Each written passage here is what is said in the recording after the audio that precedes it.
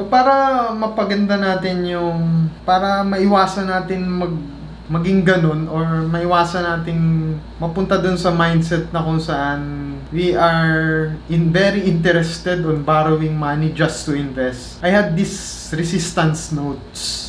So number one of my resistance notes para maiwasan natin na manghiram or magborrow just to invest in money is that we should focus more on our priorities in life rather than on that kind of investment or borrowing money just to invest. There's more to life than building wealth. There's more to life than borrowing money just to invest. So kung nakaalis ka dun sa posisyon na yon, na yung isip mo nakafocus ka lang dun sa mindset na kung saan mas marami pang priorities na importante diyan eh. You escape that realization that borrowing money is hindi mo na maiisip na manghihiram ka ng pera eh. Mas magpo-focus ka dun sa priorities in life mo. Priorities in life that includes yung passion mo, magsulat ka, or you build a project that consists of a minimum money.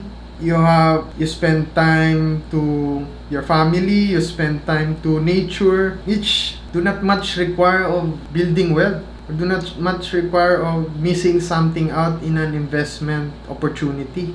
Nandyan lang yung mga investments na yan eh. Hindi ka naman inaanon yan eh. Yung bata ka pa, naglalaro ka lang, wala kang masyadong iniisip ng mga ganyan sa buhay mo. Wala ka naman na-miss, di ba? Wala kang na-miss na opportunity. If you believe that you miss something just because like Bitcoin na nagpatok siya nung 2010, 2011, we never had this realization that we miss it out, na sinabi mo na sana nalaman ko yung Bitcoin agad and naka-invest ako ng ganun. Hindi yun ganun eh, kasi most of the time you had spent on that years of learning, years of other than investment. So kung hindi mo pinansin yung kind of investment na mga investment na magpapayaman sa yon, it doesn't matter na rin at the end na magpe-penetrate yun sa life mo, kasi mas marami ka pang priorities na much more important, na much gusto mo pong gawin kesa sa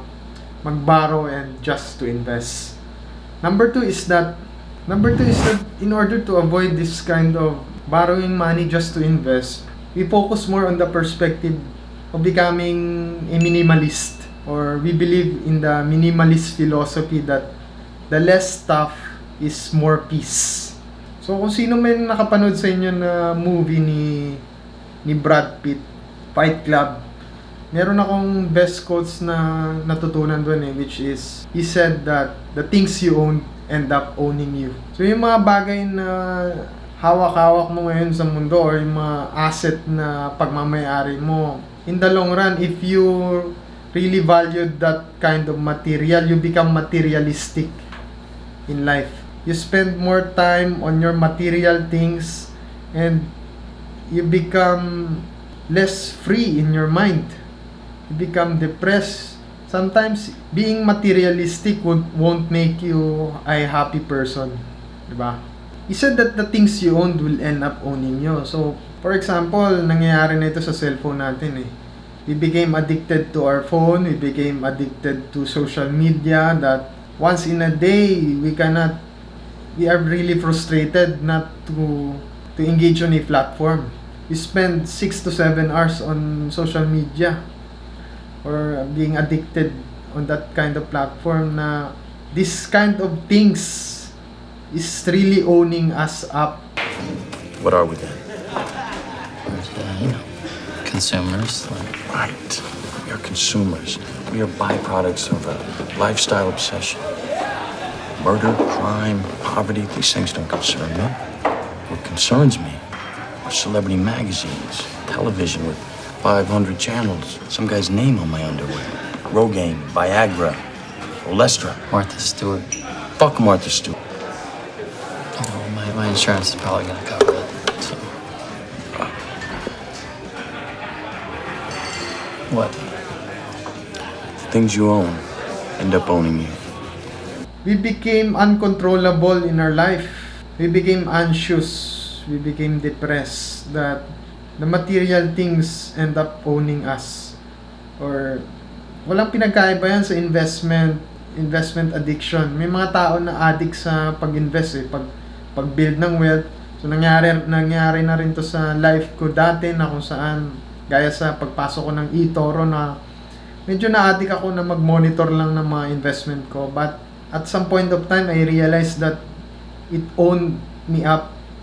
Nawalan na ako ng control to the point that my life are more focused on that perspective. That I lose the approach on having a peace of mind. Last year was very critical for me kasi I became so absorbed in this kind of investment such as the Kappa scheme that I became so materialistic on my approach to life na nawala na yung value ko in terms of my priorities, my goals. Kasi nakatuon na yung focus ko doon sa opportunity na mismo yung mga tao sa paligid ko, ang talagang word lang na gusto nilang i-emphasis is that you will miss something on this kind of investment if you are not participated. So yun yung biggest mistake ng pagiging materialistic. Kasi kung naniniwala ka as minimalist in your perspective, you are not interested on such kind of phenomena. Even though how large the money, how large the resources would be given unto you, you will still have a peace of mind that you are content on what you have only as of now. You have no money to invest, then you stop. You focus more on the things that really matters the most. Number 3 ng resistance notes is that instead of borrowing money, why not focus more on growing your income portfolio or you quit the mindset of borrowing just to invest, but focus more on building an income streams which would help you to avoid prioritizing the loan for investment. So, anyway, kahit sabihin na nating maliit man yung capital mo or malaki man yung capital mo, it's part of a strategy. Having a small capital is more advantageous because you are forced more to work 2 times, 3 times smarter or harder than those who have higher capital. Kasi investment is unpredictable and it requires skills. So kahit gaano pa kalaki yung pera mo as starting capital mo, you will end up broke if you are not able to focus more on your skills rather than focusing on having a large amount of capital at first. Number 4 is that you eliminate your anxious desire or your desire into the materialistic world or materialistic investment. Be content on what you have as of now. Be happy. So kung nag-start ka na mag-invest ka ng 1,000 pesos or 20,000 pesos, be happy that you have started. That's the important, you have started. Kasi in the long run, you will see that development without the aid or without the help of instant money or instant capital. Kasi leveraging is very risky. Masasabi mo yan kasi leveraging, you become so quick rich but you'll end up being poor so quick also. Yan yung mga rason na bakit yung mga nananalo sa loto, they still end up in a broke situation because their inability to build wealth in a small capital is not more efficient strategy on their life.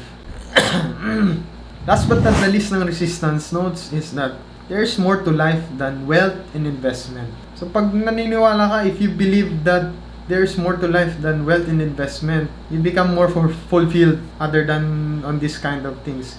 You see many native people, pumunta ka sa bukid or pumunta ka sa gubat, other people will just desire on their needs. That's it. Then they prioritize something that the modern world was unaware. Pag binigyan mo yung tao doon ng pagkain, that's the only happiness they have. Skills they can use in life, they are contented onto it. Unlike on the modern world, modern capitalist world, we became so absorbed on this wealth perspective na kung saan we feel we miss something in life. Kasi other people had achieved it, other people had gone on to it.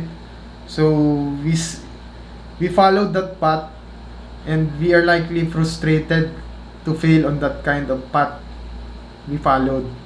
So borrowing money to invest is the same as focusing more on wealth perspective other than focusing more on life that would enrich us at some way. Kasi once we became so absorbed on something like cryptocurrency, I have this realization that I have no money, then I may end up missing another bull run or missing another, or yung paglaki ng stock. Then na-miss ko na sana nag-invest na lang ako ng mas malaki pa dito. Yun yung doon tayo nagiging absorb eh.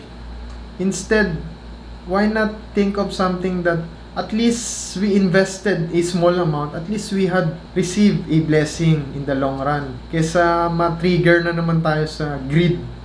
Na kung saan parang nakulangan tayo dun sa na-receive natin kasi hindi natin nagawang mag-loan or mag-borrow ng money. Yung mga kasagsagan na nandun pa siya sa infancy stage, which is alam natin na lolobo siya, le-leverage siya 90%, but we regret. So instead of those kind of thinking, we shift our attention onto other life. We focus more on our relationship to our partner. We focus more on travel. We like to travel, di ba? We focus more on passion, on the things that require no amount of wealth, but we feel we are happy to achieve that kind of perspective in life.